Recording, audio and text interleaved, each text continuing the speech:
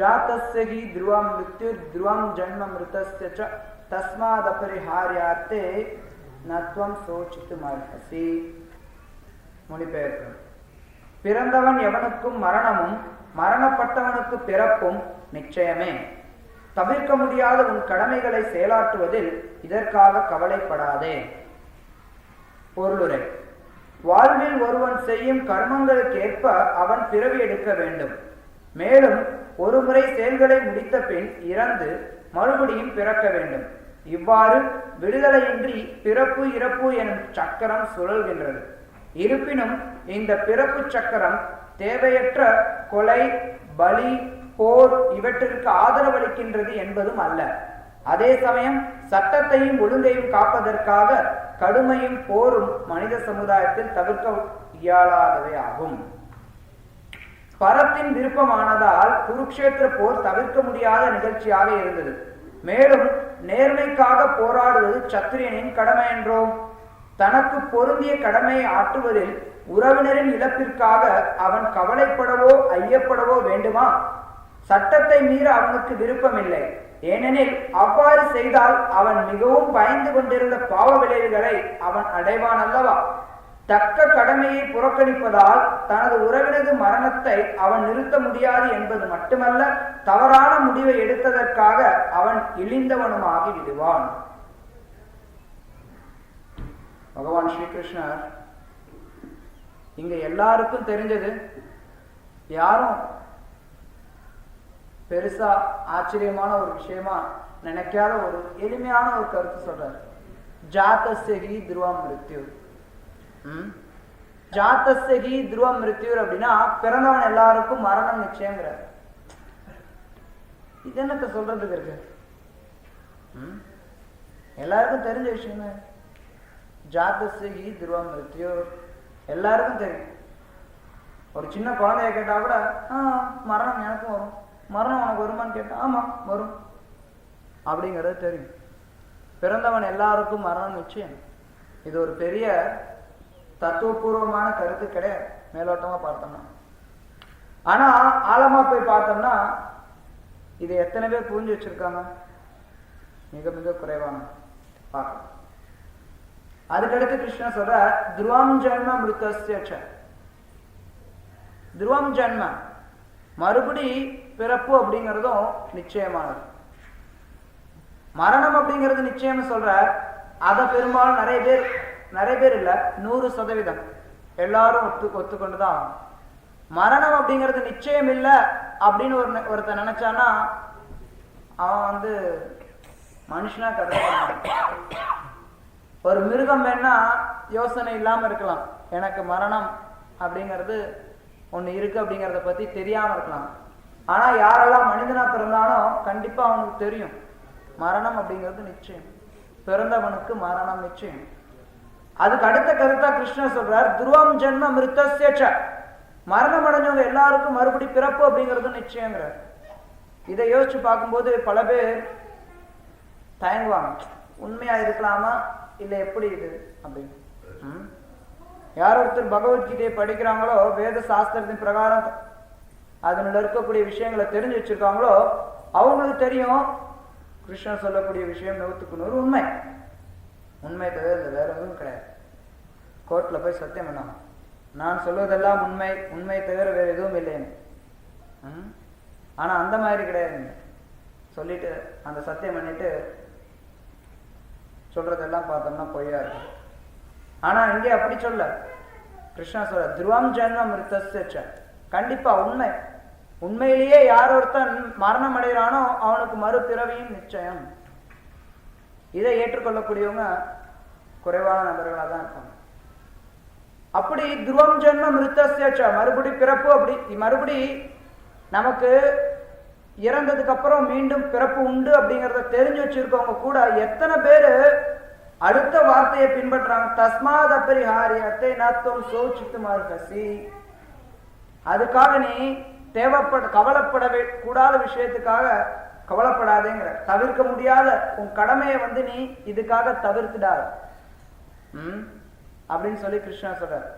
இங்க ஸ்ரீல பிரபுபாத் தன்னுடைய பொருளுரையில விளக்குற மாதிரி அர்ஜுனனுடைய கடமை பரம் சத்யா, பகவான் ஸ்ரீகிருஷ்ணருடைய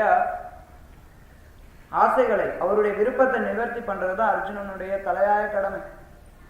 மேலோட்டமா அர்ஜுனனுக்கு எத்தனையோ இங்க பிரபுபாதன் அவருடைய பொருளுடைய விளக்குற, அர்ஜுனன் ஒரு சத்திரியன் அப்படிங்கிற காரணத்தினால அர்ஜுனன் சண்டையிட்டு தான் ஆகணும். இது உண்மையில மேலோட்டமான கடமை. உண்மையான கடமை என்ன அப்படின்னா, அர்ஜுனன் கிருஷ்ணருடைய சேவகன். அதனால கிருஷ்ணருக்கு திருப்திப்படுத்துறதுக்காக அர்ஜுனன் கிருஷ்ணருக்காக போரிட்டாகணும். அதை தவிர்க்க முடியாது. அப்படின்னா என்ன? நம்ம எல்லாரும் பகவான் ஸ்ரீகிருஷ்ணருக்கு எதை திருப்திப்படுத்துமோ அத்தகைய செயல்களை செய்யணும். யாரொருத்தர் துருவம் ஜென்ம மிருத்தஸ்ய, மறுபடி மரணம் அடைஞ்சவங்க எல்லாருக்கும் மறுபடி ஜென்மம் உண்டு அப்படிங்கறத தெரிஞ்சவங்க கூட நிறைய பேர் அடுத்த நிலைக்கு வர்றது கிடையாது. தங்களுடைய உண்மையான வாழ்க்கை என்ன, உண்மையான கடமை என்ன அப்படிங்கறத செயலாற்றுறதுக்கு முன் வர்றது கிடையாது. இந்த 3 நிலைகள்ல நம்ம இன்னைக்கு இந்த பதத்தை கொஞ்சம் அலசி ஆராயலாம். ஜாதஸ்யஹி துருவம் மிருத்யு, பிறந்தவங்க எல்லாருக்கும் மரணம் நிச்சயம், மரணம் அடைகிறவங்க எல்லாருக்கும் மறுபிறவியும் நிச்சயம். அதற்கு பிறகு யார் ஒருத்தவங்க மரணம் அடைஞ்சவங்க எல்லாருக்கும் மறுபிறவி நிச்சயங்கிறத தெரிஞ்சு வச்சிருக்காங்களோ அவங்க கண்டிப்பா பகவான் ஸ்ரீகிருஷ்ணருக்கு பக்தி தொண்டு செய்யலாம். இதுதான் நம்ம இன்னைக்கு விவாதிக்க போற 3 விஷயங்கள். முதல்ல சொன்ன விஷயம் கேட்கறதுக்கு ரொம்ப எளிமையா இருக்கும். ஜாதஸ்யஹி துருவம் மிருத்யு. ஹரே கிருஷ்ணா. குழந்தைகள் இது விளையாடுறதுக்கான இடம் இல்ல, கொஞ்சம் அமைதியா உட்காருங்க, கட்டுப்படுத்தணும். ஜாதஸ்யஹி துருவம் மிருத்யு, பிறந்தவங்க எல்லாருக்கும் மரணம் நிச்சயம். ரொம்ப எளிமையான ஒரு கருத்து மாதிரி தெரியலாம். ஆனா யோசிச்சு பாத்தீங்கன்னா எத்தனை பேர் இந்த கருத்தை உண்மையிலேயே புரிஞ்சு செயல்படுறாங்க அப்படின்னா ரொம்ப ரொம்ப குறை. இன்னைக்கு உலகத்துல ஜாதஸ்யஹி துருவம் மிருத்யூர் அப்படிங்கிற கருத்து மேலோட்டமா எல்லாருக்கும் தெரிஞ்சிருக்கும். ஆனா இந்த கருத்து எல்லாருக்கும் தெரிஞ்சிருந்ததுன்னா, இந்த கருத்தை எவன் ஒருத்தன் தெரிஞ்சு வச்சிருக்கானோ அவன் அந்த மரணம்னா என்னங்கிறத பத்தி யோசிக்க ஆரம்பிப்பான். மரணம்னா என்ன அப்படிங்கறத பத்தி யோசிக்க ஆரம்பிப்பான். நான் பிறந்திருக்கேன், எனக்கு மரணம் நிச்சயம், நிச்சயமா ஒரு செயல் வரப்போகுது, நிச்சயமா நாளைக்கு நடக்க போகுது, ஒண்ணும் கிடையாது. இப்ப நாளைக்கு வரக்கூடிய 8ஆம் தேதி பந்துன்னு அறிவிச்சுதான் இருக்கா இல்லையா? கேன்சல் பண்ணிட்டாங்களா? கேன்சல் பண்ணிட்டாங்க. ஓகே, கேன்சல் பண்ணலன்னு வச்சுக்கோங்க. வரக்கூடிய 8ஆம் தேதி நிச்சயமா பந்துன்னு அறிவிச்சிருக்காங்க. அப்படி அறிவிச்சிருந்தாங்கன்னா என்ன நிச்சயம்? அன்னைக்கு பந்து நடக்க போகுது நிச்சயம். அதுக்காக அந்த நிச்சயமான செயல் நடக்க போகுதுங்கிறத நம்ம முன்கூட்டியே யோசிச்சு அதுக்காக கொஞ்சம் வேலை செய்வோம். பேங்க்குக்கு போகணும்னா ஒரு சொன்னா, எனக்கு திங்கக்கிழமை கவர்மெண்ட் ஹாலிடேங்க, செவ்வாய்க்கிழமை பந்துங்க, அதனால நாங்கள் இன்னைக்கு சனிக்கிழமை முடிச்சுக்கிறோம் எங்க வேலையெல்லாம், இல்லை புதன்கிழமை நாங்கள் பார்க்கணும். அலுவலகத்துக்கு அந்த வங்கிக்கு போறது அப்படிங்கிறது முன்கூட்டியே செய்யறதுக்கு பார்க்கறான். ஏன்னா அவனுக்கு நிச்சயம்னு தெரியுது, 2 நாள் விடுமுறை நிச்சயம்னு தெரியுது. ஒரு விஷயத்தை நிச்சயம் அப்படின்னு ஒருத்தன் புரிஞ்சிருக்கான்னா அவன் கண்டிப்பா அந்த விஷயம், நிச்சயமான விஷயத்தை தவிர்க்கிறதுக்கு, அந்த விஷயத்தை தான் எப்படி சந்திக்கிறது அப்படிங்கிறதுக்கு தன்னை தயார்படுத்துவான். அப்படி ஒருத்தன் தன்னை தயார்படுத்திக்கல அப்படின்னா அவன் அந்த நிச்சயம் அப்படிங்கிறது உணராம இருக்கு, புரிஞ்சுக்காம இருக்கு. ஜாதஸ்யஹி துருவம் மிருத்யூர் அப்படிங்கிற பதத்தையும் நம்ம இதுக்கு உட்படுத்தலாம். ஜாதஸ்யஹி துருவம் மிருத்யூர்னா ஒருத்தனுக்கு மரணம் உண்டு, கேட்டுக்கிறான், தெரிஞ்சுக்கிறான். ஆனா எத்தனை பேர் அதை இது நிச்சயம், அதனால இதுக்கு என்ன, இதை பத்தி தெரிஞ்சுக்கணும் அப்படின்னு சொல்லி யோசிக்கிறானா? கிடையாது. நான் எப்படி இந்த ஜென்மத்துல சௌக்கியமா வாழலாம், இந்த பிறப்புல நான் எப்படி சந்தோஷமா வாழலாம், இதுக்குதான் வாழ்க்கை ஃபுல்லா திட்டம் திட்டின்டே இருக்கு. அப்ப அத்தகைய மக்களை நம்ம என்ன சொல்றது? முட்டா.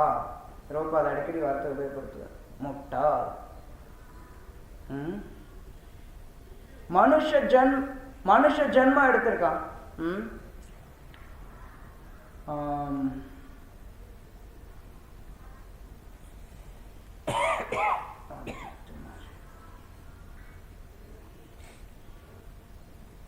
मनुष्य जन्म हईल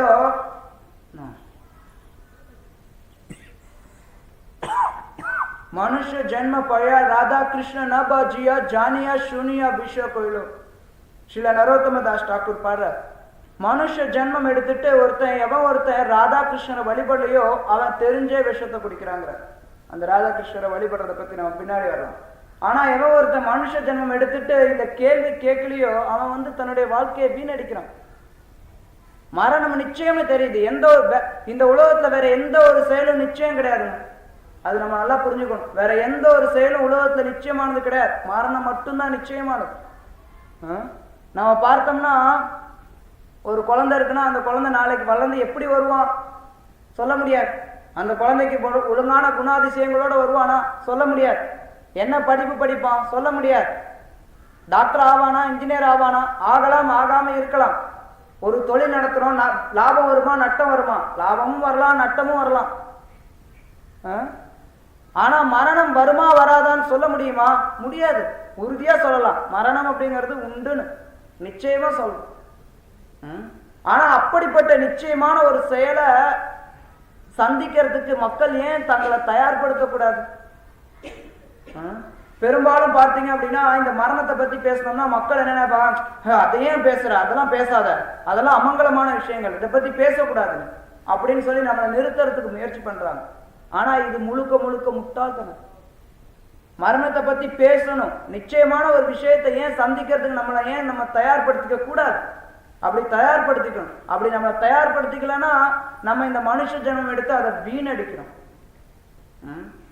ஒரு நம்ம கிட்ட இந்த மனுஷ ஜென்மம் இருக்கிறதுனால நம்மளால இந்த மரணத்தை தாண்டி வர்றதுக்கு வழிவகை பண்ண முடியும். அதனாலதான் சொல்லப்படும்.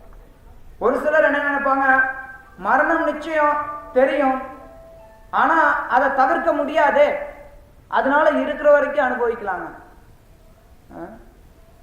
அப்படிம்பாங்க. ஆனா இதுவும் முட்டாள்தனம். ஏன்னா நிச்சயமா நீ என்னெல்லாம் அனுபவிக்கிறியோ அதெல்லாம் அழிய போகுது. அழிய போற விஷயத்துக்காக ஏன் நீ அவ்வளவு முயற்சி பண்ணிட்டு இருக்க? உண்மையில ஒவ்வொருத்தரும் சம்பாதிக்கிறவன் எல்லாரும் மகிழ்ச்சியா இருக்கானா அப்படின்னா கிடையாது. துன்பத்தை தான் நீ அனுபவிக்கிற அதிகமா. மகிழ்ச்சியை தேடி அலையக்கூடிய உன்னுடைய பாதையில நீ அனுபவிக்கக்கூடியது துன்பம் தான். நம்ம எல்லாரும் அனுபவிக்கிறது துன்பம் தான். நம்ம எவ்வளவுக்கு எவ்வளவு மகிழ்ச்சியை தேடி அலையிறோமோ அந்த அளவுக்கு நம்ம துன்பத்துலதான் வீழ்ச்சி விடுறோம். அப்படி துன்பத்துல நம்ம வீழ்ச்சி விடுறோம் அப்படின்னா அப்ப ஏன் நான் அந்த துன்பத்துக்காக உழைக்கணும்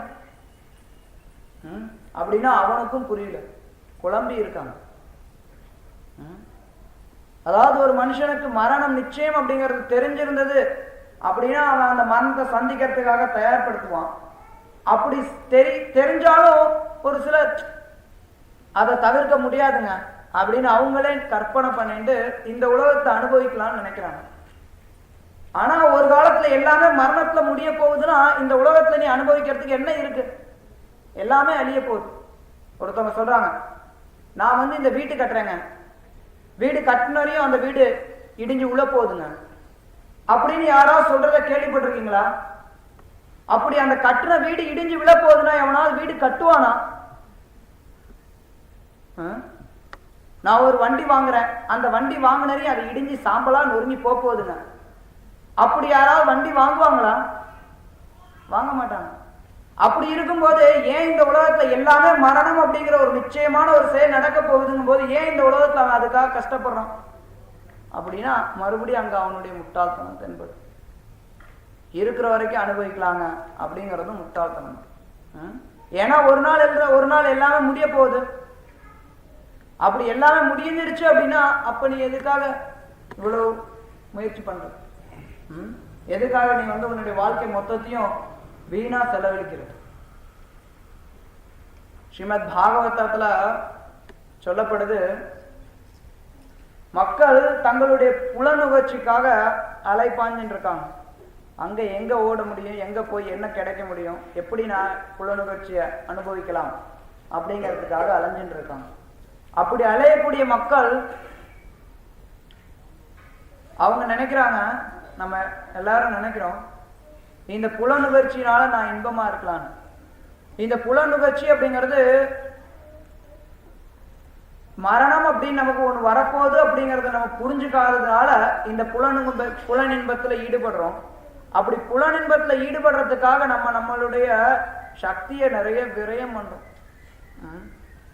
நம்மளுடைய சக்தியினாலே ஏதோ ஒரு இன்பம் மாதிரி தோன்றும் போது அதை நம்ம இன்பம் நினைக்கணும். பாகவதம் உதாரணம் கொடுக்குது. ஒரு ஒட்டகம் பார்த்தோம் அப்படின்னா, அந்த ஒட்டகம் போய் சப்பாத்தி இந்த கள்ளி செடியெல்லாம் இருக்கும், முள் செடியெல்லாம் இருக்கும், அந்த முள்ளு செடியை சாப்பிடும். அந்த முள்ளு செடியில எந்த ஒரு ருச்சியும் கிடையாது.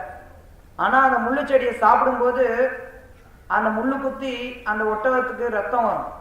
அந்த ரத்தத்தோட சுவையை அந்த முள்ளு செடி இன்பம், அந்த ஒட்டகம் இன்பம் நினைச்சு. இதுதான் மாயா. இந்த உலகத்துல எல்லாமே மரணத்தை நோக்கி போயின்னு இருக்கு. அப்ப இதுக்கு நடுவுல என்னத்தை அனுபவிக்கிறதுக்கு என்ன இருக்கு? இதுதான் ஒரு மனுஷன் யோசிக்க வேண்டிய செயல். இதை ஒருத்தன் யோசிக்கும் போது அப்ப அவன்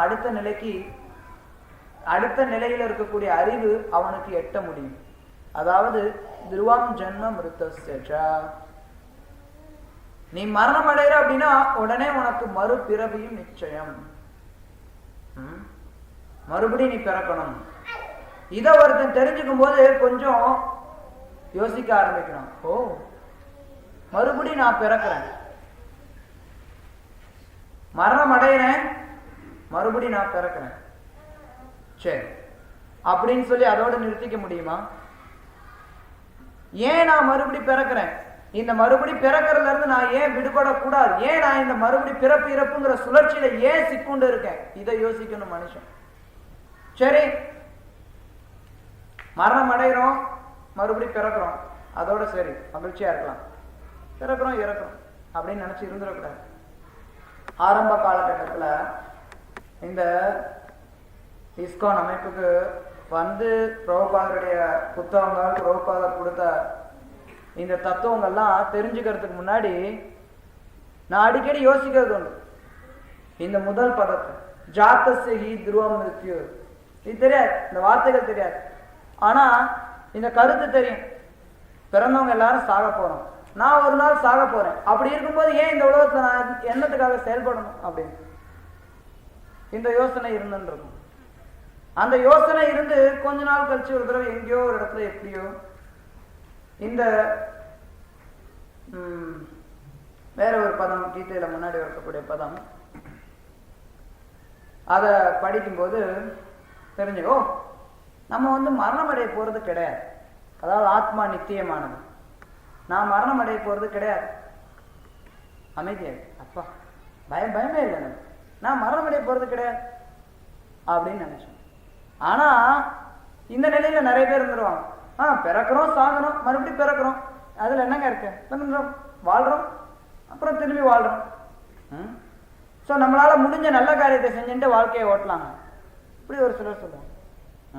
பெரும்பாலும் யார் ஒருத்தவங்க துருவம் ஜென்ம மிருத்தஸ்ய, மறுபடி பிறப்பு உண்டுங்கிறத தெரிஞ்சு வச்சிருக்காங்களோ அவங்க பாவ காரியங்கள் செய்யறதுக்கு தயங்குவாங்க. மாமிசம் சாப்பிட்றது, போதை வஸ்துக்கள் எடுத்துக்கிறது, தகாத பாலுறவு, சூதாட்டம், இதெல்லாம் செய்யறதுக்கு தயங்குவாங்க. மறுபடி நமக்கு பிறவி இருக்கு, நம்ம நரகத்தை போய் கஷ்டப்படக்கூடாது, இல்லை ஒரு கீழ்நிலை உயிரினங்கள்ல நம்ம பிறவி எடுக்கக்கூடாது அப்படிங்கிறதுக்காக மக்கள் கொஞ்சம் பயம் இருக்கும் அவங்களுக்கு. ஓ, நான் கொஞ்சம் பத்திரமா இருக்கணும், இந்த மாதிரி பாவ காரியங்கள்லாம் நான் ஈடுபடக்கூடாது அப்படின்னு நினைப்பேன். ஆனா அந்த இன்பம்னு நினைச்சுட்டு இருக்கமே, அந்த அதாவது நல்ல காரியம் நினைக்கிறோமே, அந்த நல்ல காரியத்தை செஞ்சாலும் அதுல எத்தனையோ பிரச்சனைகள் இருக்கு, எவ்வளவோ இன்னல்கள் இருக்கு, இடையூறுகள் இருக்கு. அப்ப மறுபடி பிறந்து வாழ்ந்தாலும் துன்பம் தான் மிஞ்சுது. இதை யோசிக்கணும். இதை யோசிக்கும் போதுதான் உண்மையா பகவத்கீதைக்குள்ளார நம்ம அணுக முடியும். அப்பதான் நம்ம உண்மையான தத்துவத்தை நாடி செல்ல முடியும். அப்படி இல்லைன்னா எனக்கும் மறுபிறவி உண்டுங்க, எனக்கும் ஏதோ பாதி நம்பிக்கை இருக்கலாம், சரி ஏதோ நம்ம நல்லபடி இருந்தா சரிங்க அப்படின்னு நிறைய பேர் வாழ்க்கையை ஓட்டுறவங்க இருக்காங்க. அத்தகைய வாழ்க்கை முறை உண்மையில பலனளிக்காது, முழு பலனை கொடுக்காது. அவன் புண்ணியவானா செயல்படலாம், அவன் புண்ணியம் செய்யலாம், புண்ணியம் செஞ்சு ஒரு நல்ல குடும்பத்தை பேர எடுக்கலாம், ஒரு நாயாவோ பன்னியாவோ பூனையாவோ பிறவி எடுக்கிறதுல இருந்து தன்னை காப்பாத்திக்கலாம். ஆனா மறுபடி பிறந்தாகணுமே, மறுபடி பிறவி நிச்சயமாச்சே. உடனே கிருஷ்ணர் தான் சொல்றாரு மறுபடி பிறப்பு நிச்சயம். அப்ப நம்ம என்ன பண்றதுக்கு என்ன இருக்கு நமக்கு? நம்ம இதை தவிர்க்க முடியாதா? தவிர்க்கலாம். கிருஷ்ணர் பின்னாடி வரக்கூடிய அத்தியாயங்கள்ல விளக்கம் கொடுக்குற. 4வது அத்தியாயத்துல சொல்ற, ஜன்ம கர்மச்சமே திவ்யம் யோகம் ஏவேதி தத்துவத்தः त्यक्त्वा தேகம் புனர்ஜன்ம நாயிதி மாமேதி சோஜனா. நம்ம கிருஷ்ணருடைய உலகத்துக்கு போயிட்டோம் அப்படின்னா பகவான் ஸ்ரீகிருஷ்ணருக்கு சேவை செஞ்சு அந்த பக்தி தொண்டின் மூலமா முக்தி பெற்று பகவான் கிருஷ்ணருடைய ஸ்தலத்தை சென்றடைஞ்சோம்னா அப்ப மறுபடியும் நம்ம இந்த உலகத்தை பிறவி எடுக்க வேண்டிய அவசியம் கிடையாது. திருவம் ஜன்ம மிருத்தஸ்ய அந்த நிலையில இருந்து நம்ம தாண்டி வரலாம். மறுபடியும் பிறப்போம், ஆனா ஆன்மீக உலகத்தை பிறவி எடுக்கும். அங்க பிறவி எடுத்துட்டோம் அப்படின்னா அதுக்கப்புறம் அங்க மரணம் அப்படிங்கிறது கிடையாது. இந்த துருவம் ஜென்ம மிருத்தஸ்ய இத புரிஞ்சுக்கணும். மக்கள் என்ன நினைக்கிறாங்க, மறுபடி பிறக்கிறோம், யாரு கண்டா இருக்கோ இல்லையோ, இருந்தாலும் நம்ம கொஞ்சம் பத்திரமா பாவம் பண்ணாம இருக்கலாம். இது மாதிரி நிறைய பேர் சொல்றவங்கள நான் கேட்டேன். நிறைய பேர் என்ன சொல்லுவாங்க, இருக்கலாம் இல்லாம இருக்கலாம், எதுக்கு வம்பு, ஒருவேளை இருந்துட்டா. முழு நம்பிக்கை இல்லை கிருஷ்ணரோட வார்த்தையில. யார் ஒருத்தனுக்கு துருவம் ஜென்ம மிருத்தஸ்ய அப்படிங்கறது துல்லியமான ஆர்வம் இருக்கோ, துல்லியமான முழுமையான நம்பிக்கை இருக்கோ, அவன் தான் அடுத்த செயல்களுக்கு முன் வருவான். அவன் தான் பக்தி தொண்டில் ஈடுபடுறதுக்கு முன் வருவான். கிருஷ்ணருக்கு எது திருப்தி கொடுக்குமோ அந்த செயலை செய்யறதுக்கு முன் வருவான். அதுல நம்பிக்கை இல்லைன்னா அவன் என்ன நினைப்பான், நல்ல காரியம் பண்ணலாம், புண்ணியம் பண்ணலாம், ஆஸ்பத்திரி திறக்கலாம், ஸ்கூல் திறக்கலாம், இதெல்லாம் இந்த நிலை தான். அவங்களுக்கெல்லாம் பூரணமா விசுவாசம் கிடையாது. மக்கள் ஆஸ்பத்திரி திறந்து மருத்துவமனை திறந்து அதுல மக்களுக்கு மருத்துவ வசதி கொடுக்குறாங்க. ஆனா மறுபடியும் அவனுக்கு பிறப்பு வருதே, மறுபடியும் அவன் மரணமடைய போறானே, அதுக்கு நீ என்ன வழிவகை பண்ணித்தர? மக்கள் நிறைய பேர் நினைப்பாங்க இந்த புண்ணிய செயல்கள் தாங்க ரொம்ப பெருசு, 4 பேருக்கு சாப்பாடு போட்டா அந்த புண்ணியம் தாங்க மக்களுக்கு நமக்கு ரொம்ப பெரிய விஷயம் அப்படின்னு நினைப்பாங்க. ஆனா நீ புண்ணியத்தை கொடுத்தாலும் சரி, மக்களுக்கு நீ அடுத்தவங்களுக்கு நீ உதவி பண்ணாலும் சரி, அதனால நீ புண்ணியத்தை சேர்த்துனாலும் சரி, அது நல்லதுதான். இதை நிராகரிக்கக்கூடிய மக்களை காட்டிலும் அது நல்லது. ஆனா அது மட்டும் பத்தாதே, மறுபடியும் நீ பிறக்கிறியே, மறுபடியும் நீ இந்த சுழற்சியில சிக்குண்டு வாழ்க்கையை வாழ்றிய. அது மட்டும் இல்லாம எத்தனையோ விஷயங்கள் நமக்கு தெரியாமலே நம்ம புண்ணியமே செய்யணும்னு நினைச்சாலும் நம்ம நிறைய பாவம் தான் செய்யறோம். முந்தானத்து ஒரு பக்தர் என்கிட்ட கேட்டார், இந்த மாதிரி மற்றவங்களுக்கு தொந்தரவு கொடுக்காம நம்ம வாழ்க்கை வாழ்ந்துட்டாலே போதும்னு மனுஷங்க நினைக்கிறாங்க அப்படின்னு. எப்படிங்க நீங்க தொந்தரவு கொடுக்காம வாழ்க்கை வாழ முடியும் சொல்லுங்க? எப்படி நீங்க தொந்தரவு கொடுக்காம வாழ்க்கை வாழ முடியும்? ரவி பிரபு, நீங்க என்ன வேலை பார்க்குறீங்க? பிளம்பிங் வேலை பார்க்குறீங்க. பிளம்பிங்னா என்னெல்லாம் பண்றீங்க? பைப் லைனிங்லாம் பண்றீங்க. அவர் மக்களுக்கு ஏதாவது துன்பம் கொடுக்குறாரா? மக்களுக்கு ஏதாவது துன்பம் கொடுக்குறாரா? அவரு மக்களுக்கு நன்மை செய்யறார். கரெக்டா? என்னப்பா துன்பம் கொடுக்குறாரானாலும் ஊஞ்சல காணும், மக்களுக்கு நல்லது செய்யறாரானும் ஊஞ்சல மாட்டேங்கிறீங்க. ஊர்ல எவ்வளவோ பேர் கஷ்டப்படுறாங்க தண்ணி வரலன்னு சொல்லி, தண்ணி வர்றதுக்கு ஏற்பாடு பண்றாரு, பிளம்பிங் வேலை செய்யறாரு. அப்ப அது நன்மை தானே, ஒரு விதத்துல நன்மை. ஆனா அதுலயும் தொந்தரவு கொடுக்குறாரு அவரு. எப்படி? அந்த பிளம்பிங்ல பைப் வருது பாத்தீங்களா, அது செய்யறதுக்கு எத்தனை பேர் கஷ்டப்படுறாங்க தெரியுமா? அந்த இரும்பை தயாரிக்கிறதுக்கு எத்தனை பேர் வேர்வை சுட்டி வேலை செய்யறாங்க தெரியுமா? அந்த இரும்பை தயாரிக்கிறதுல எத்தனை உயிரினங்கள் கொலை செய்யப்படுது தெரியுமா? அப்ப எந்த தொழில எவன் யாருக்கும் தொந்தரவு கொடுக்காம எப்படி வாழ்க்கை வாழ முடியும்? மேலோட்டமா அவன் நினைக்கலாம், நான் யாருக்கும் தொந்தரவே கொடுக்கறது இல்லை. நம்ம இங்க இருந்து சிட்டிக்கு பஸ்ல போனோம்னா அந்த பஸ்ல இருந்து வர புகையினால நம்ம எத்தனையோ இந்த மொத்த சூழ்நிலைக்கும் மொத்த சமுதாயத்துக்கும் நம்ம தொந்தரவு கொடுக்கணும். தொந்தரவு கொடுக்காம வாழ்க்கை வாழவே முடியாது. அதுலயும் குறிப்பா கலியுகத்துல மற்ற ஒரு ஜீவனுக்கு நான் தொந்தரவே கொடுக்காம வாழ்க்கை வாழ்றேன்னு ஒருத்தன் நினைச்சானா அவனுக்கு தொந்தரவுனா என்னன்னு தெரியல. அதுதான் மற்றவங்களுக்கு தொந்தரவு கொடுத்துட்டு தான் இருக்கு. அப்ப கருத்து என்ன நான் சொல்ல வரேன்னா, ஒருத்தன் புண்ணியமே நான் செஞ்சுட்டு இருக்கணும்னு நினைச்சா கூட எத்தனையோ பாவம் அதனால உள்ளடங்கி வரும்.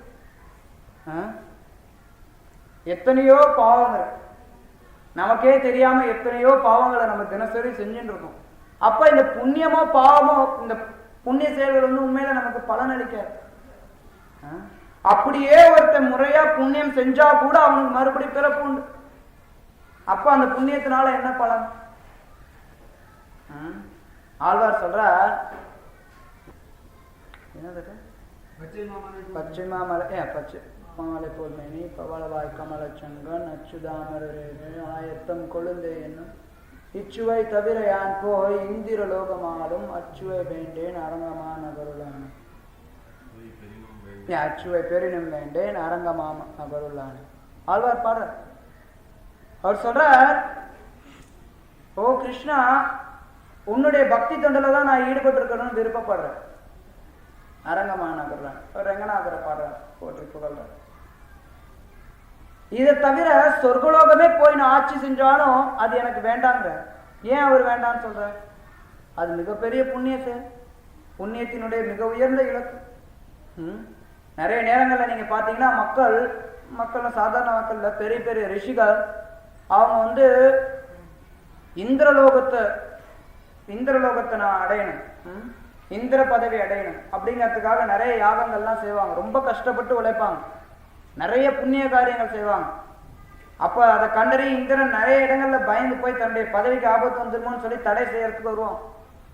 நம்ம பார்க்கலாம், பாகவதத்துல, மகாபாரதத்துல, ராமாயணத்துல பல இடங்கள்ல பார்க்கலாம். இந்திரன் வந்து எங்க தன்னுடைய பதவிக்கு இடையூறு வந்துருமோன்னு சொல்லி நல்லது செய்யறவங்களை போய் தடுக்க போவோம். ஆனா ஏன் அவ்வளவு கஷ்டப்பட்டு புண்ணியம் செய்யறாங்க? இந்திர பதவி அடையிறதுனா அவ்வளவு சாதாரண விஷயம் இல்லை. இந்திரன் எங்க தன்னுடைய பதவிக்கு பங்கம் வந்துருமோன்னு சொல்லி முயற்சி பண்றான். ஆனா அவ்வளவு கருத்து என்னன்னா, அவ்வளவு கஷ்டப்பட்டு பெறக்கூடிய இந்திர பதவி, ஆனா அதையும் வேண்டாங்கிறாரு. ஏன் வேண்டாங்கிற? ஏன்னா அங்கேயும் நமக்கு பிறப்பு இறப்புங்கிற சுழற்சியில மாட்டிட்டு தானே இருக்கும்.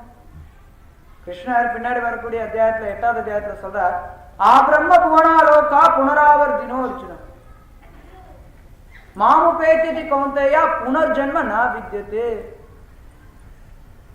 ஆ பிரம்ம புவனாலோகா, பிரம்மலோகத்துல இருந்து கீழே இருக்க பாதாள லோகம் வரைக்கும் எல்லா லோகத்தையும் பிறப்பு இறப்பு தொடர்ந்து வருது. பிறக்கிறவன் எல்லாரும் செத்துன்னு இருக்கான், சாகிறவன் எல்லாரும் மறுபடியும் பிறந்துட்டு இருக்கான். சோ புண்ணியம் செஞ்சு பிரயோஜனம் இல்ல கிருஷ்ணர் சொல்ற. ஆழ்வார் சொல்றான், புண்ணியம் செஞ்சு பிரயோஜனம் இல்ல.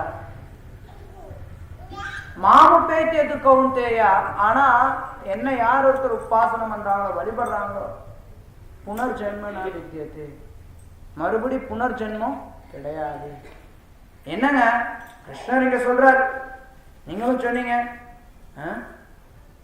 துருவம், நிச்சயமா உண்மையா, துருவம் ஜென்ம மிருத்தஸ்ய ஜாத்தஸ்ய ஹி துருவம் ஜென்ம மிருத்தஸ்ய. கண்டிப்பா மறுபடி பிறகு உண்டுங்கிறீங்க.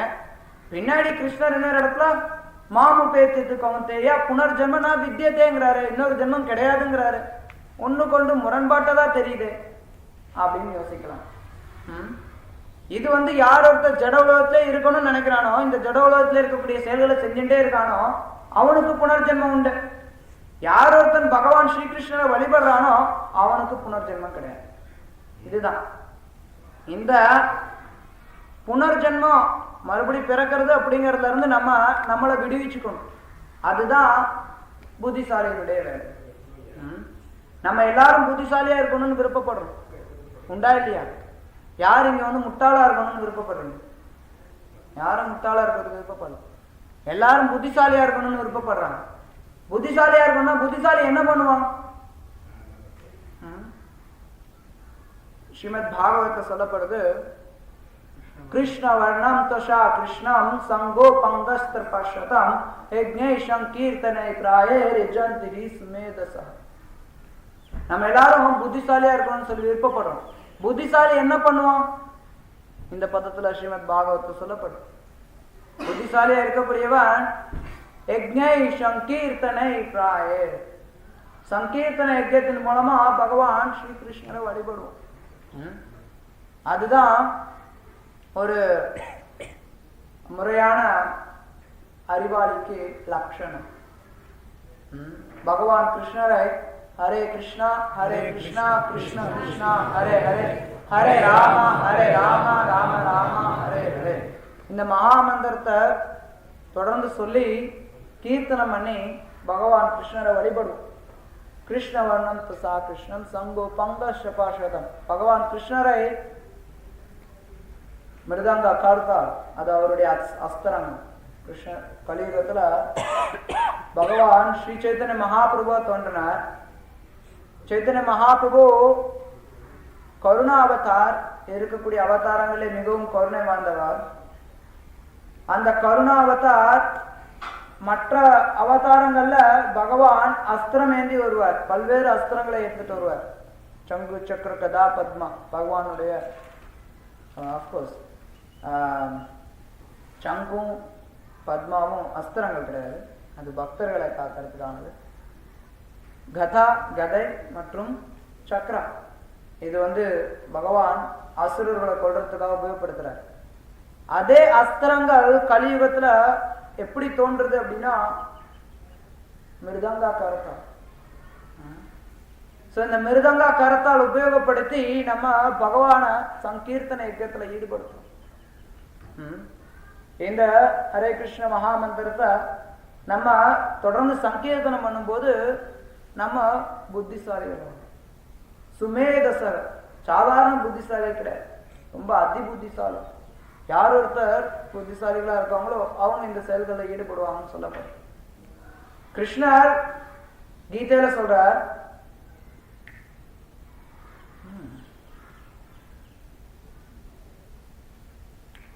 பகுநாம் ஜென்மனாம் அந்தே ஞானவான் மாம் பிரபத்தியதே வாசுதேவ சர்வமிதி சமஹாத்மா சுதுர்லபம். அவர் சொல்றார், பகுநாம் ஜென்மனாம் அந்தே, பற்பல பிறப்பு இறப்புகளை தாண்டி எத்தனையோ பிறப்பு இறப்பு கஷ்டப்படுறான். நாயா பண்ணியா பூனையா மலத்துல புழுவா பல்வேறு விதத்துல கஷ்டப்பட்டுட்டு ஞானவான் யார் ஒருத்தன் அறிவாளியோ அவன் வாசுதேவம் சர்வமதி, வாசுதேவன் தான் முழுமுதற் கடவுள் அப்படிங்கிறத தெரிஞ்சுட்டு கிருஷ்ணர் கிட்ட சரணடையும். சமஹாத்மா சுதுர்லபா, கிருஷ்ணர் சொல்ற அத்தகைய மகாத்மா சுதுர்லபா, மிகவும் அரிது. அந்த நபர் மகாத்மான்னு சொல்லப்படுறார்.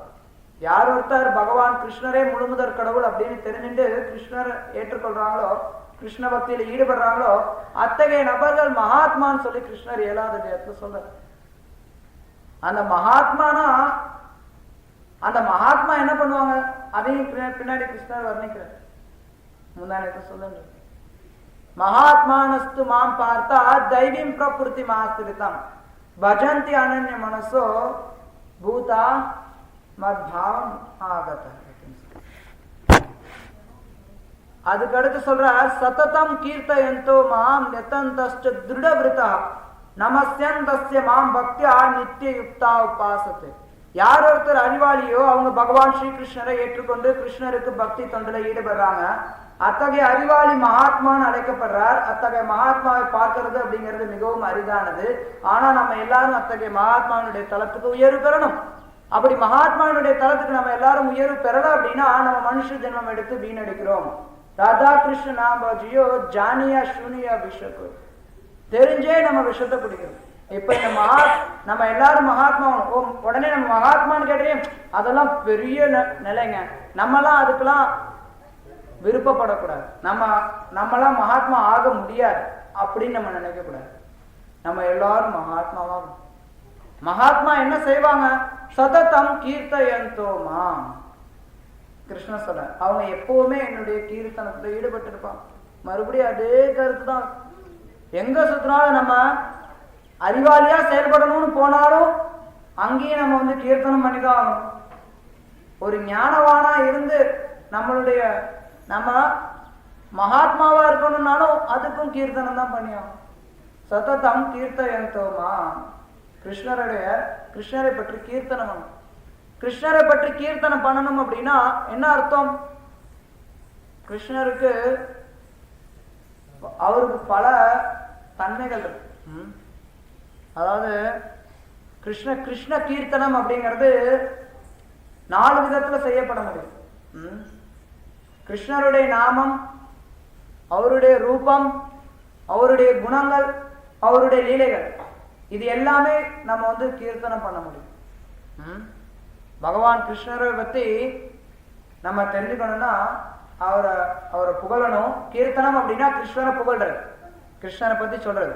அப்படி கிருஷ்ணரை பத்தி நம்ம புகழணும், கிருஷ்ணரை பத்தி நம்ம செய்யணும் அப்படின்னா அவருடைய நாமத்தை சொல்லலாம்.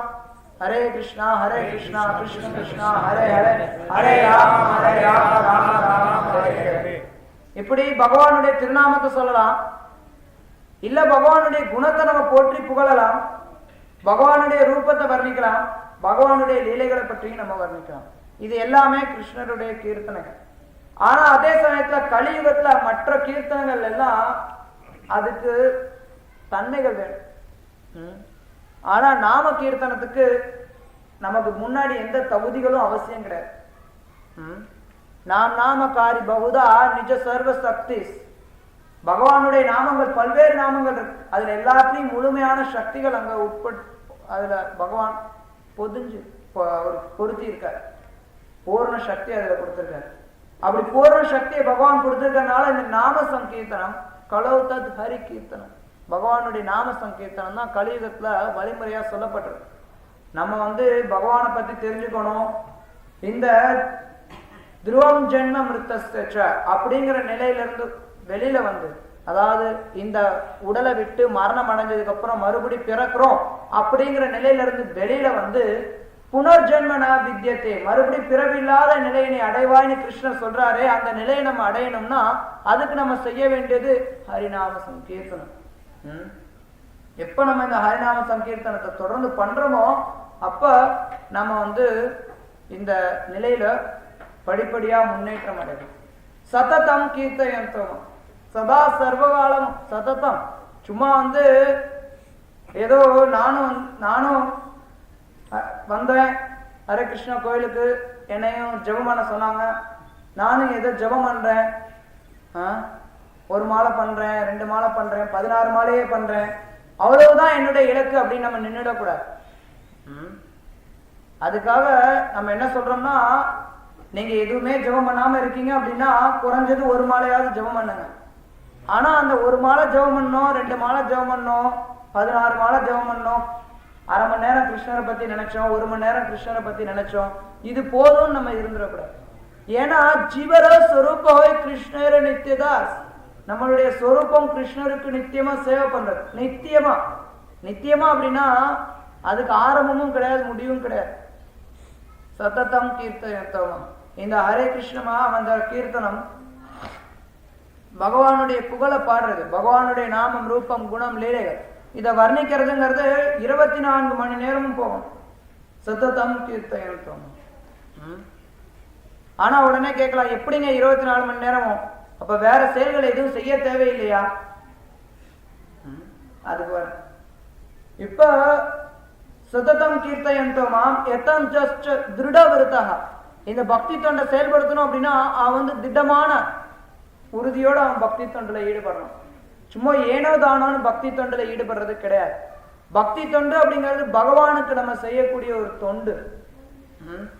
எதையும் எதிர்பார்க்காம பகவான் ஸ்ரீகிருஷ்ணருக்கு உறுதியான மனப்பான்மையோட செய்யக்கூடியதுதான் தொண்டு. அப்படி இல்லைன்னா அது தொண்டு கிடையாது. இது வந்து திடமான மனதோட செய்யறது. சும்மா ஏனோ தானோன்னு செஞ்சா அதுக்கு பேர் பக்தி கிடையாது. பல பேர் என்ன நினைக்கிறாங்கன்னா, கிருஷ்ணரை தங்களுடைய வாழ்க்கையில ஒரு பகுதியா வச்சுக்கணும்னு நினைக்கிறாங்க. அது நல்லதுதான். வாழ்க்கையில வந்து தங்களுடைய புலனின்பத்தை மையமா வைக்கிறதுக்கு பதில கிருஷ்ணரையும் தங்களுடைய வாழ்க்கையில இணைச்சுக்கணும்னு நினைக்கிறாங்க. எப்படி வீட்டுல வந்து எங்க வீட்டுல வந்து எனக்கு கார் வேணும், வீடு வேணும், சோபா வேணும், டிவி வேணும், மேஜை வேணும், இதே மாதிரி கிருஷ்ணரை வேணும் அப்படின்னு நினைக்கிறாங்க. நல்லது இருக்கலாம் ஒரு நிலையில.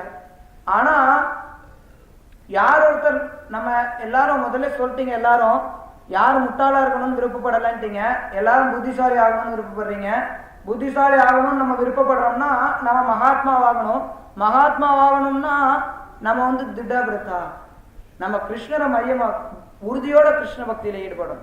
கிருஷ்ணரை ஏதோ இந்த டிவி, ஃப்ரிட்ஜு, வீடு, காரு, பங்களா இதோட சேர்த்து ஒன்னா வச்சுக்கூடாது. கிருஷ்ணரை மையமா வைக்கணும். இது எல்லாம் இருக்கலாம், வீடு இருக்கலாம், கார் இருக்கலாம், பங்களா இருக்கலாம், பணம் இருக்கலாம், எல்லாமே இருக்கலாம், வேண்டான்னு சொல்ல. ஆனா கிருஷ்ணரை மையமா வைக்கணும். கிருஷ்ணரை ஓரமா வச்சு செயல்படாம கிருஷ்ணரை மையமா வச்சு செயல்படும். அப்ப நம்ம வந்து மகாத்மாவுடைய தளத்துக்கு படிப்படியா முன்னேற்றம் பெறும். மக்கள் உடனே நினைப்பாங்க, ஓ நீங்க சொல்றீங்க சத்தத்தம் எப்பவுமே ஹரிநாமத்தை சொல்லிட்டு இருக்கணும் அப்படின்னா நீங்க என்ன சொல்றீங்க, எல்லாத்தையும் விட்டுவிட்டு நான் வந்து எங்கேயோ ஒரு மரத்தடியில உட்காந்து பொழுதா பொழுதுனிக்கும் ஹரே கிருஷ்ணா கிருஷ்ண கிருஷ்ணா ஹரே ஹரே ஹரே ராம ராம ராம ஹரே ஹரே அப்படின்னு சொல்லிட்டு இருக்கணுமா அப்படின்னு ஒரு சிலர் தவறா புரிஞ்சுக்கிறாங்க. அதுவும் தவறு. நம்ம சததம் கீர்த்தயந்தோமாம்னா உடனே 24 மணி நேரம் வெறும் நாம மட்டும் சொல்லிட்டு இருக்கணும்னு அர்த்தம் கிடையாது.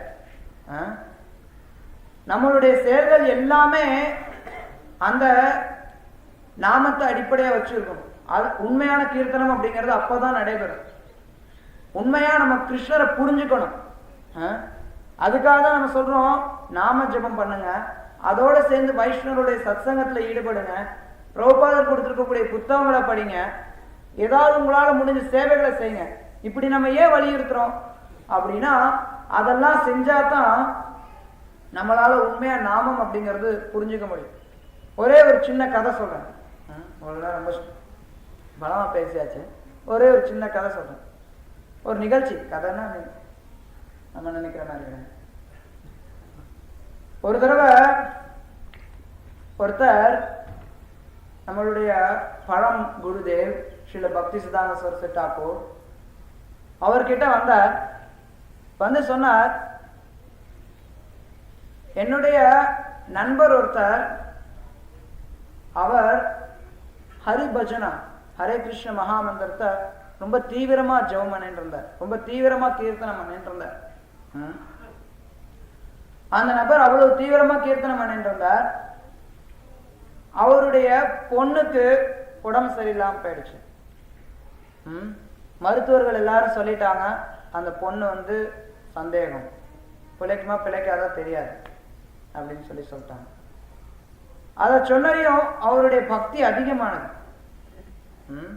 பக்தி சித்தாந்த சரஸ்வதி தாக்கூர்ட்ட வந்து அவர் சொன்னார், அவருடைய பக்தி ரொம்ப அதிகமானது. அவர் இன்னும் ரொம்ப தீவிரமா பக்தி பண்ணார். அவர் இன்னும் அதிகமான நேரம் ஹரி பஜனையில ஈடுபட்டார், ஹரே கிருஷ்ண மகாமந்திரத்தை சொல்லிட்டு இருந்தார். அவர் இன்னும் ரொம்ப நல்லா ஹரே கிருஷ்ண மகாமந்திரத்தை ரொம்ப நல்லா சொல்லிட்டு இருந்தார். ஆனா அவங்க மக வந்து இறந்து போயிட்டான். அந்த மக இறந்து போனரையும் இவர் ஹரே கிருஷ்ண மகாமந்திரம் சொல்றதை நிறுத்திட்டார். ஏன் அது அப்படின்னு சொல்லி சித்தாந்த சரஸ்வதி கிட்ட அந்த நபர் கேட்டார். அப்ப சித்தாந்த சரஸ்வதி சொன்னா, அவர் ஹரே கிருஷ்ண மகாமந்திரம் ஜபமே பண்ணலன்னு. இல்லையே, நான் பார்த்தனே மணிக்கணக்கில் அவர் ஜபம் பண்ணிட்டு இருந்தாரு, கீர்த்தனம் பண்ணிட்டு இருந்தாரு. அவர் கிருஷ்ணர்னா என்ன, கிருஷ்ணர்னா யார், கிருஷ்ண பக்தினா என்ன இதை தெரிஞ்சுக்காம சும்மா கீர்த்தனம் பண்ணிட்டு இருந்தார். அது உதவி பண்ணும், வேஸ்ட் கிடையாது. ஆனா முழு பலனை கொடுக்காரு. அவர் அதை உணரல. கிருஷ்ண பக்தி அப்படின்னா கிருஷ்ணருக்கு நம்ம சேவை பண்றது, கிருஷ்ணர் நமக்கு சேவை பண்றது கிடையாது. நல்லா புரிஞ்சுக்கணும். மக்கள் என்ன நினைக்கிறாங்க, நான் பக்தி பண்ணணும் அப்படின்னா ஓ கிருஷ்ணா எனக்கு இதை கொடு எனக்கு அதை கொடு, கிருஷ்ணர் எனக்கு சேவை பண்ணணும்னு விருப்பப்படுறாங்க. அது கிடையாது பக்தி. பக்தி அப்படின்னா நம்ம கிருஷ்ணருக்கு சேவை பண்ணணும், அதுதான் பக்தி. ஆனா இந்த நபர் யார் ஒருத்தர் பக்தி சித்தாந்த சரஸ்வதி தாக்கூர்ட்ட வந்து இன்னொரு நபரை பத்தி சொன்னாரோ, அவர் என்ன நினைச்சிட்டு இருந்தார், அவர் கிருஷ்ண பக்தியில ஈடுபட்டார், கிருஷ்ணர் அவருக்கு அதை கொடுக்கலையே, அவர் பொண்ணை காப்பாத்தலையே, அவர் பக்தியில ஈடுபட்டு இருந்தாரு. ஆனா அது கிடையாது பக்தி. பக்தி அப்படின்னா நம்ம கிருஷ்ணருக்கு சேவை பண்ணணும், கிருஷ்ணர் நமக்கு சேவை பண்ணணும்னு நம்ம எதிர்பார்க்க கூடாது. இன்னொரு தடவை ஸ்ரீல பக்திநாத் தாக்கூர் குளிநகராம் அப்படின்னு ஒரு இடத்துக்கு போறார். அந்த கிராமத்துல போய் ராத்திரி தங்குறதுக்கு இடம் பார்க்குறாங்க.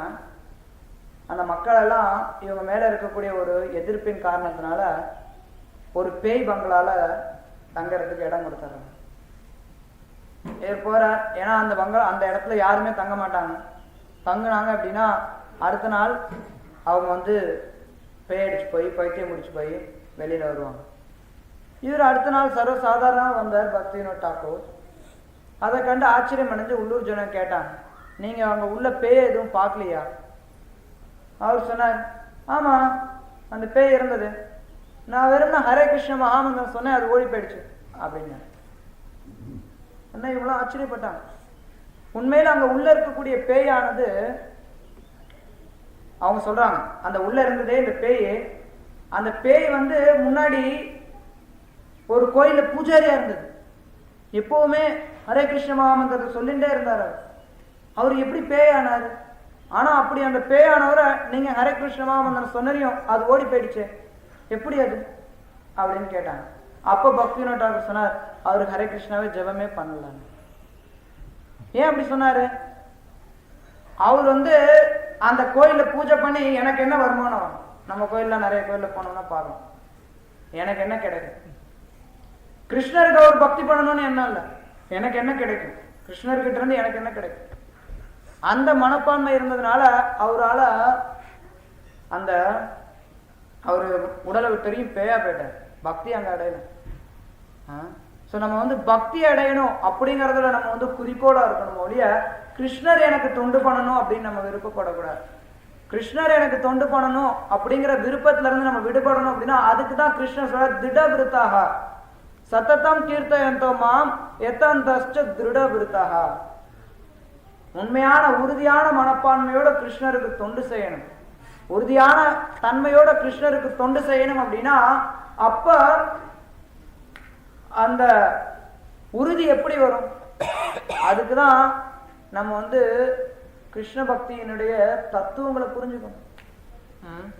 அதுக்காக தான் கிருஷ்ண பக்தியில இவ்வளவு இதர வழிமுறைகள் கொடுக்கப்படுது.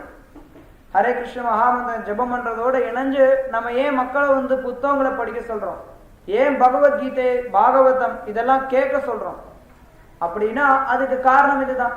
அப்ப எந்த சமயத்துல மக்கள் இந்த பகவத்கீதை பாகவதம் போன்ற சாஸ்திரங்களை படிக்கிறாங்களோ அப்பதான் அவங்களால உறுதி கிடைக்கும், திட விரத்தா அந்த நிலைக்கு வர முடியும். அப்பதான் நம்மளால முறையா ஹரே கிருஷ்ண மகாமந்திரத்தை எப்பவுமே சொல்ல முடியும். இல்லைன்னா நம்ம ஹரே கிருஷ்ண மகாமந்திரம் சொல்றோம்னு நினைச்சுட்டு இருக்கலாம், ஆனா வேற என்னமோ பண்ணிட்டு இருக்கலாம். அதனால நமக்கு புண்ணியம் கிடைக்கும், வீணா போறது கிடையாது, புண்ணியம் கிடைக்கும், ஆனா பக்தி கிடைக்காது. வெறும் புண்ணியம் மட்டும் கிடைச்சதுன்னா மறுபடியும் பிறப்பு இறப்புலயே தான் இருக்கும். பக்தி கிடைக்கும். கிருஷ்ணர் கிட்ட எதை கேட்டாலும் கிருஷ்ணர் கொடுத்துருவார். மற்ற விஷயங்கள்லாம் அடையிறது அப்படிங்கிறது பெரிய விஷயம் கிடையாது. பிரம்மாவோட பதவியே வேணும்னாலும் அது அவ்வளவு பெரிய விஷயம் கிடையாது, கிருஷ்ணர் கொடுத்துருவார். ஆனா பக்தி அவ்வளவு எளிமையா அடையக்கூடிய விஷயம் கிடையாது. ஆனா அதே சமயத்துல எளிமையாவும் அடையலாம். என்னங்க இப்படின்னு சொல்றீங்க அப்படின்னு சொல்றீங்க? நம்ம ஆச்சாரியர்கள் கொடுத்திருக்கக்கூடிய வழிமுறைய முறையான மனப்பான்மையை வளர்த்துண்டு பயிற்சி பண்ணோம் அப்படின்னா அப்ப பக்தி அடையிறது அப்படிங்கிறது அதுல எந்த ஒரு கடினமும் கிடையாது. ஏன்? பக்தி தொண்டுங்கிறது ஆத்மாவுடைய இயற்கையான நிலை. அந்த இயற்கையான நிலையை அடையிறது அப்படிங்கிறதுல என்ன கஷ்டம் இருக்க முடியும்? ஒரு மீன் இருக்கு, அந்த மீன் தண்ணிக்குள்ளார இருக்கக்கூடிய மீனை தரையில கொண்டு வச்சுட்டோம். தரையில கொண்டு வச்சறியும் அந்த மீன் துடிக்குது. அந்த துடிக்கக்கூடிய மீன் மறுபடியும் தண்ணியில போய் விட்டுட்டோம் அப்படின்னா அந்த தண்ணியில அது இருந்தது அப்படின்னா அப்ப அது கஷ்டமே கிடையாது. அதுல என்ன கஷ்டம் இருக்கு? மறுபடியும் தண்ணிக்கு போறதுல என்ன கஷ்டம் இருக்கு? நிலத்துக்கு வர்றதுலதான் கஷ்டம். அது மாதிரி நம்மளுடைய சொரூபம் கிருஷ்ணருக்கு சேவை பண்றது. ஹரே கிருஷ்ணா கிருஷ்ண கிருஷ்ணா ஹரே ஹரே, ஹரே ராம ராம ராம ஹரே ஹரே அப்படிங்கிற நாம சங்கீர்த்தனம் அங்கேயும் நடைபெறுது, நித்தியமா இருக்கக்கூடியது. மகாத்மாஸ் கிருஷ்ண பக்தர்கள் அப்படின்னா அவங்க நித்தியமா கீர்த்தனத்தை ஈடுபட்டு இருக்காங்க. எங்க நம்ம கீர்த்தனத்தை பயிற்சி பண்றோம். இப்ப இந்த மகாமந்திரத்தை சொல்லி நம்ம பயிற்சி பண்ணிக்கிறோம். இந்த பயிற்சி பண்ணதுக்கு அப்புறம் பகவானுடைய லோகத்துக்கு போனா அங்க தொடர்ந்து இதே ஹரே கிருஷ்ண மகாமந்திரத்தை கீர்த்தனம் பண்றோம். பகவான் கிருஷ்ணருக்கு அங்கேயும் தொண்டு பண்றோம், அங்கேயும் அவருக்கு கைங்கரியம் பண்றோம். அதுதான் பக்தி தொண்டில் என்ன சொல்லப்படுதுன்னா வலியும் அதுதான். நம்ம என்ன நம்மளுடைய குறிக்கோள் என்னவோ, குறிக்கோளும் சரி நம்மளுடைய பாதையும் சரி ரெண்டும் ஒண்ணுதான், வேறுபாடு கிடையாது. மற்றதெல்லாம் வெவ்வேறு இருக்கும். நம்ம செய்யறது ஒண்ணு, கடைசியா கிடைக்கிறது வேறையா இருக்கும். ஆனா பக்தி தொண்டில் அப்படி கிடையாது. செய்யறதும் ஒண்ணுதான், கடைசியா அடைய போறதும் ஒண்ணுதான். இப்ப நம்ம கிருஷ்ணருக்கு சேவை பண்றோம், மறுபடியும் நம்ம கிருஷ்ணருக்கு சேவை தான் பண்ண போறோம். ஆனா இப்ப நமக்கு இப்ப இருக்கக்கூடிய சூழ்நிலையில நமக்கு கட்டுண்டு இருக்கக்கூடிய காரணத்தினால நம்ம திடமா இந்த கிருஷ்ண பக்தியை உறுதியோட பயிற்சி பண்ணி இந்த செயற்கையான ஒரு சூழ்நிலையில இருந்து நம்ம இயற்கையான சூழ்நிலைக்கு மாறணும். நம்ம நினைச்சுட்டு இருக்கோம் இப்ப நான் இயற்கையான சூழ்நிலையில இருக்கேன்னு. ஆனா இது எல்லாம் முழுக்க முழுக்க செயற்கையானது. தண்ணியில இருந்து வெளியில இருக்கக்கூடிய மீன் மாதிரி இந்த செயற்கையான சூழ்நிலையில இருந்து நம்ம விடுபட்டு மறுபடியும் இயற்கையான சூழ்நிலைக்கு போகணும். அதாவது கிருஷ்ண பக்திக்கு தீவிரமா ஈடுபடணும். நிறைய நேரங்கள்ல நம்ம பார்க்கிறோம், பக்தர்கள் நம்ம வர்றோம், ஜெபம் பண்றோம், 16 மாலை ஜெபம் பண்றோம், பகவத்கீதை பாகவதம் ஏதோ கொஞ்சம் படிக்கிறோம், நம்ம விரதங்கள் கடைபிடிக்கிறோம், கோயிலுக்கு வர்றோம், அவ்வளவுதான். நம்மளும் பக்தியில முன்னேறிட்டோம் அப்படின்னு நினைச்சோம்னா முடிஞ்சு போச்சு, அதோடு நின்று. ஆனா உண்மை என்ன அப்படின்னா இந்த பக்தி தொண்டு அப்படிங்கிறது எதிர்நீச்சல் போடுற மாதிரி. நீங்க இந்த எதிர்நீச்சல் எப்பவுமே எதிர்நீச்சல் போட்டுட்டே இருக்கணும். நின்னீங்கன்னா பின்னாடி போயிடும். பக்தி தொண்டுல ஈடுபடுறோம்னா இதுல எப்பவுமே கவனமா இருக்கணும். எப்பவுமே தொடர்ந்து பக்தியை பண்ணிட்டே இருக்கணும். அப்ப முன்னேற்றம் அடைஞ்சுட்டே இருக்கும். நின்னோம் அப்படின்னா அங்க கொஞ்சம் அபாயம் இருக்கு. நிறைய நேரங்கள் அதுதான் நம்ம பார்க்குறோம். பக்தராகிறோம், கோயிலே கூட சேர்ந்துடும், பிரம்மச்சாரியோ கிரகஸ்தரோ வானப்பிரஸ்தரோ சன்னியாசியோ எந்த சூழ்நிலையா இருந்தாலும் சரி,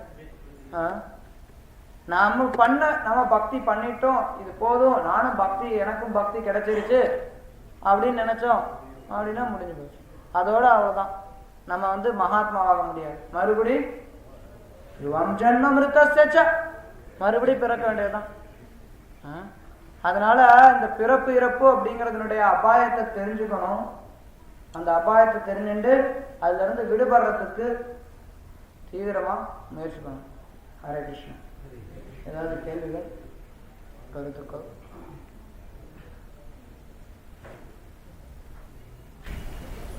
பகவத்கீதையில கடைசியில சர்வச்சோழன் சர்வதர்மம் பரித்திச்ச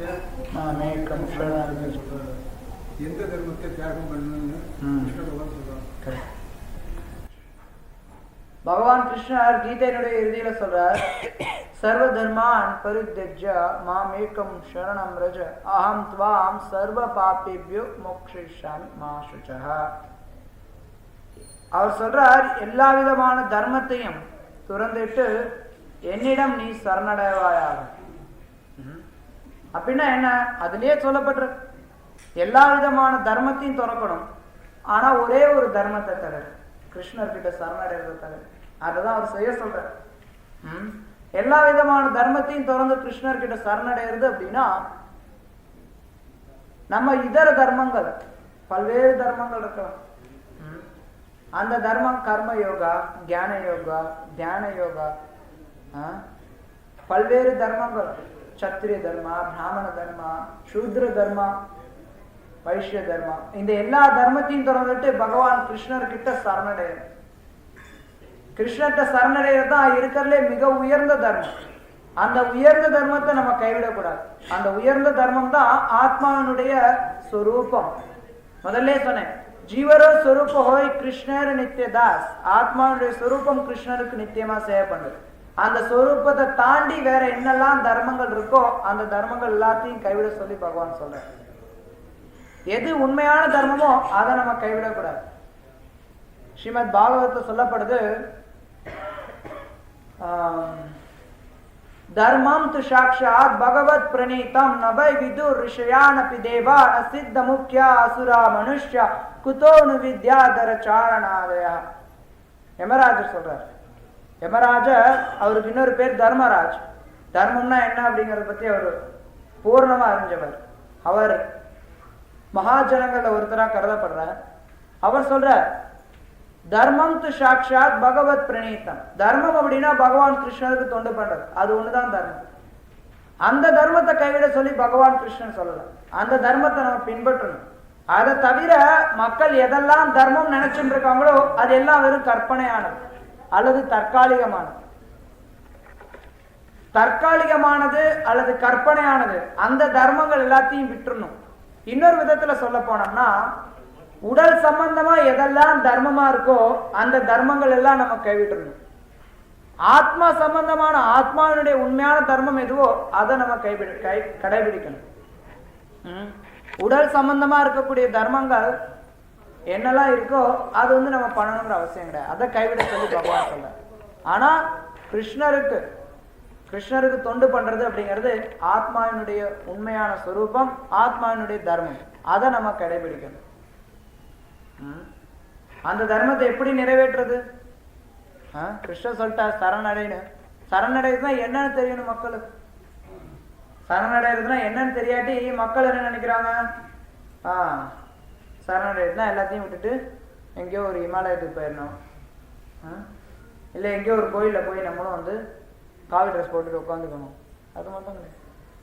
மானச தேஹோ கே ஹோ ஜோ கிச் மோ ஆர்பிலோ துவா பதோ நந்த கிஷோ. பக்திவினோத் தாக்கூர் பாடு. சரணடைறது அப்படின்னா மனம், தேகம், ஆத்மா இது எல்லாத்தையும் கிருஷ்ணருடைய சேவையில ஈடுபடுத்தணும். அதுதான் சரணடைறது. அது மட்டும் இல்லாம பார்த்தோம்னா, இங்க நம்மளுடைய ஆச்சாரியர் ஸ்ரீல பிரபுபாத் பகவத்கீதை உண்மை இருவில்ல அந்த சரண் ஸ்லோகத்துக்கு விளக்கம் கொடுக்கிறார். அதையும் படிச்சு பார்த்தீங்கன்னா புரியும். அதுல ஸ்ரீல பிரபுபாத் விவரிக்கிறார் சரணடைனா என்ன அப்படிங்கறத பற்றி.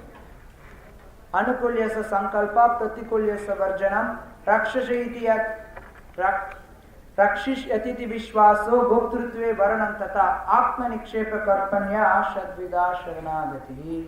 சரணாகதி அப்படின்னா 6 விஷயங்கள் அங்க பின்பற்றி ஆகணும். மக்கள் நிறைய பேர் சரணாகதி அப்படிங்கிறது தப்பா புரிஞ்சுக்கிறான். சரணாகதி அப்படிங்கிறது ஒவ்வொரு நிலையிலையும் வரும். உன்னுடைய தற்போதைய நிலை என்னவோ அதுக்கு தகுந்த மாதிரி சரணாகதி வேறுபடும். இங்க அர்ஜுனனுக்கு சரணாகதி அப்படிங்கிறது சண்டையிடணும், கிருஷ்ணரை திருப்திப்படுத்துறதுக்காக. அது அர்ஜுனனுக்கு சரணாகதி. கிருஷ்ணர் சரண் ஸ்லோகத்தை சொல்ற, எல்லா தர்மத்தையும் விட்டுட்டு நீ என்கிட்ட சரணடை அப்படிங்கிற. அர்ஜுனன் அதுக்கப்புறம் சொல்றான், கருஷ்யே வச்சனம் தவா. ஓ கிருஷ்ணா, நீ என்ன சொன்னியோ அதை நான் செய்யறேங்கிறான். அப்படின்னா என்ன? கிருஷ்ணா நான் உங்ககிட்ட முழுமையா சரணடைஞ்சிட்டேங்கிறான். அதுக்கப்புறம் எந்திரிச்சு சண்டை போடுறான். உடனே ஒருத்தர் நினைக்கலாம், என்னடா இது தர்மத்தை திறந்துட்டான்னு சொல்றான், சரணடைஞ்சிட்டான்னு சொல்றான், ஆனா சத்திரிய தர்மம் சண்டை போடுறது, அந்த தர்மத்தை அவன் கடைபிடிக்கிறானே அப்படின்னு முட்டாள்கள் நினைக்கலாம். ஆனா உண்மை என்னன்னா, அர்ஜுனன் சத்திரிய தர்மத்தை கடைபிடிக்கல, ஒரு ஆத்ம தர்மம். பகவான் கிருஷ்ணருக்கு எது திருப்தி கொடுக்குமோ, கிருஷ்ண பக்திக்கு எது அனுகூலமானது, அனுகூல்யஸ்ய சங்கல்பா பிரதிகூல்யஸ்ய வர்ஜனம், எது அனுகூலமானதோ, கிருஷ்ண பக்திக்கு எது சாதகமா இருக்குமோ, கிருஷ்ணரை எது திருப்திப்படுத்துமோ அந்த செயலை செய்யறதுதான் உண்மையான சரணாகதி. அர்ஜுனன் பகவத்கீதை மொத்தத்தையும் கேட்டுட்டு தன்னுடைய சத்திரிய தர்மத்தை பண்ணல, ஆத்ம தர்மம், ஆத்மானுடைய உண்மையான இயற்கை பகவான் கிருஷ்ணருக்கு தொண்டு பண்றது. கிருஷ்ணருக்காக சண்டையிட்டான் அர்ஜுனன், தன்னுடைய கடமைக்காக சண்டையிட்டான். அதனால நம்ம இத முறையா புரிஞ்சுக்கிறது அவசியம். ரொம்ப முக்கியமான ஸ்லோகம். எதை நம்மளும் நம்மளுடைய நிலையில நம்மளுடைய அன்றாட வாழ்க்கையில ஈடுபடுத்தணும். அனுகூலேஷ சங்கல்பா, எதெல்லாம் கிருஷ்ண பக்திக்கு அனுகூலமானது அதெல்லாம் நம்ம பின்பற்றணும். பிரதிகூலேஷ வர்ஜனம், எதெல்லாம் கிருஷ்ண பக்திக்கு பாதகமானது அதை நம்ம கைவிடணும். இதுக்கு ஆச்சாரியர்கள் பல இடங்கள்ல நமக்கு உதவி பண்றாங்க. எதெல்லாம் கிருஷ்ண பக்திக்கு அனுகூலமானதுன்னு சொல்லி தராங்க, எதெல்லாம் கிருஷ்ண பக்திக்கு பிரதிகூலமானது பாதகமானதுன்னு சொல்லி தராங்க. நம்மளுடைய ஆச்சாரியார் ஸ்ரீல ரூப கோஸ்வாமி பிரபுபாத் அவருடைய உபதேசாமிரதத்துல நமக்கு இதுக்கு வழிவகை கொடுக்கிறார். அவர் சொல்றார் 6 விஷயங்கள் பக்திக்கு பாதகமானது, 6 விஷயங்கள் பக்திக்கு சாதகமானது. பக்திக்கு சாதகமான 6 விஷயங்கள், பாதகமான 6 விஷயங்கள். யாரால சொல்ல முடியும்? நான் சொல்ல போறேன். அச்சுத கிங்கர பிரபு எனக்கு ஸ்லோகாவோட வேண்டும். பல முறை சொல்லிக் கொடுத்தது. யாரால சொல்ல முடியும்? 6 அட்லீஸ்ட் 6 பாதகமான விஷயங்கள் யாரால சொல்ல முடியும்? பாதகமான 6 விஷயங்கள்: அத்தியாஹார, பிரயாசஸ்ச, பிரஜல்போ, நியமாக்ரஹ, ஜனசங்கஸ்ச, லௌல்யம் ச, ஷட்பிர் பக்திர் வினஷ்யதி. அத்தியாஹார, அளவுக்கு அதிகமா பொருள் சேர்க்கணும் அப்படின்னு ஆசை, அளவுக்கு அதிகமா சாப்பிடுறது, இது பக்திக்கு பாதகமான அத்தியாஹார. பிரயாசம், பேராசை, பிரயாசம். பிரஜல்பா, தேவையில்லாத வெட்டி நியாயம் பேசுறது, எதுக்குமே பிரயோஜனம் இருக்காது. மணிக்கணக்குல அரசியலை பத்தி பேசுறது, தேவையில்லாத விஷயங்கள், கிராமத்து கதை, கிராமிய கதை, ஊர் நாட்டுல என்னெல்லாம் நடக்குது, மணிக்கணக்கில் இதை பத்தி பேசுறது பிரஜல்பா. நியமாகிரகா, எதெல்லாம் வேதங்கள்ல நீதிகள்னு சொல்லப்பட்டிருக்கோ, இதெல்லாம் செய்யணும் இதெல்லாம் செய்யக்கூடாதுன்னு சொல்லியிருக்கோ, அதை பின்பற்றாம இருக்கிறது. ஜனசங்கா, யாரெல்லாம் பௌதிகத்துல இந்த ஆன்மீகத்துல ஆர்வம் இல்லாம ஜட விஷயங்கள்ல ஆர்வத்தோட இருக்காங்களோ அத்தகைய மக்களோடு இருக்கக்கூடிய சங்கம். லௌல்யா, ஏதோ ஒரு பெரிய விஷயத்தை அடையணுங்கிற ஒரு தீவிரமான எண்ணம். சோ இந்த 6ம் பக்திக்கு பாதகமானது. பக்திக்கு அனுகூலமானது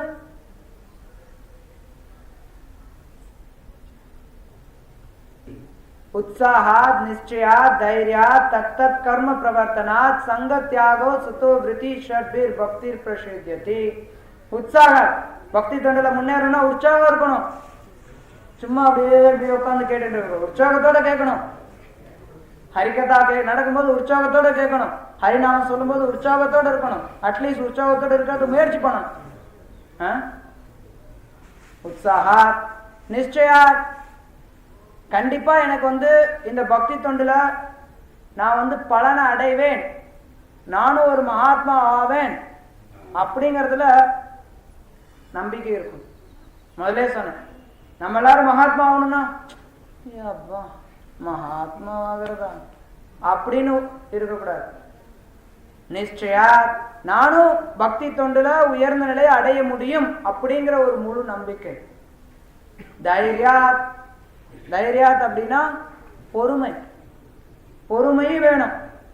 நான் பக்தி தொண்டுல தூய பக்தன் ஆகணும். நேத்துல இருந்து நான் ஜெபம் பண்ணிட்டு இருக்கேன், 1 வருஷமா ஜெபம் பண்றேன், 10 வருஷமா ஜெபம் பண்றேன், இன்னும் நான் பக்தியான வரலையே அப்படின்னா அதுவும் கிடையாது. பொறுமை அவசியம். உற்சாகத்தோட இருக்கணும், அதே சமயத்துல பொறுமையும் அவசியம். பொறுமைனா நம்ம பாட்டுக்கு எதையுமே பண்ணாம சும்மா ஒரு சில சொல்லுவாங்க, கிருஷ்ணரா பார்த்து கொடுக்கும் பக்தி வரணும்னா தானா கூடுவாருங்க, அதுக்கு பேர் முட்டாள்தனம், பொறுமை கிடையாது. அப்படி இருக்கிறது பொறுமை கிடையாது. நம்ம செய்யக்கூடிய செயல்களை செஞ்சுட்டு இருக்கணும், அதே சமயத்துல பொறுமையோட காத்திருக்கணும். உற்சாக நிச்சயா தைரியா தத் கர்ம பிரவர்த்தனா, எதெல்லாம் பக்தி தொண்டுல செய்யணும்னு சொல்லப்படுதோ அதெல்லாம் செய்யணும், பொறுமையோட இருக்கணும். அதே சமயத்துல எதெல்லாம் செய்ய சொல்றோமோ அதெல்லாம் செய்யணும், எதெல்லாம் சாஸ்திரங்கள்ல சொல்லப்பட்டிருக்கோ அதெல்லாம் நம்ம செய்யணும். 16 மாலை ஜெபம் பண்ணணும், பகவத்கீதை பாகவதம் படிக்கணும், 4 கட்டுப்பாடு முறைகளை கடைபிடிக்கணும், வைஷ்ணவர்களை சங்கத்துல ஈடுபடணும், கோயிலுக்கு வந்தோம்னா உற்சாகத்தோட சேவையில ஈடுபடணும். இது எல்லாமே நம்ம செய்யக்கூடிய தத்தத் கர்ம பிரவர்த்தனா.